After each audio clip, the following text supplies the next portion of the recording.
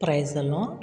ప్రియా దేవుని బిడ్డలారా, మేల్కొన్నారా? ఉదయకాల సమయంలో మనము వేకువజామునే లేచిన వెంటనే దేవాది దేవునితో మాట్లాడాలి. మనం మొదటిగా మన సమస్తాన్ని ఉదయకాల సమయంలో ఆయన చేతులకు అప్పగించగలిగితే, ఆయన నీతిని రాజ్యాన్ని మనము వెదకగలిగినప్పుడు ఆయన మనకు అవసరమైనవన్నీ కూడా మనకు ఉదయకాల సమయంలో అనుగ్రహిస్తాడు.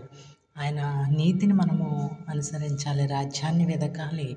ఈరోజు మరి దేవుని వాగ్దానం చూద్దామా?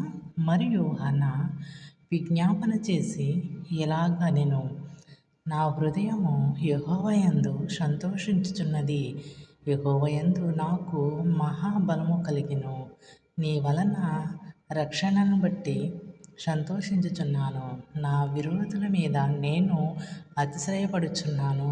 ఆమేన్. మొదటి సమూయేలు 2వ అధ్యాయము 1వ వచనం. ప్రియ దేవుని బిడ్డలారా, హన్నా తన జీవితాన్ని తనకిచ్చిన జ్యేష్ఠ కుమారుని ఆయన సన్నిధిలో వదిలినప్పుడు ఆమె సంతోషంతో మాట్లాడుతున్న మాటలు. గొప్ప త్యాగం చేసి దేవునికి తన కుమారుని అనుగ్రహించింది. సమూయేలు తన కుమారుడు ఎంతగానో ఆశీర్వదించబడ్డాడు.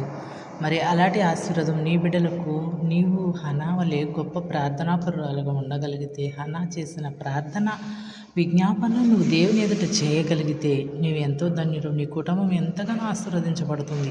నీ బిడ్డలు దీవించబడతారు, నీ పాడి పంటలు దీవించబడతాయి.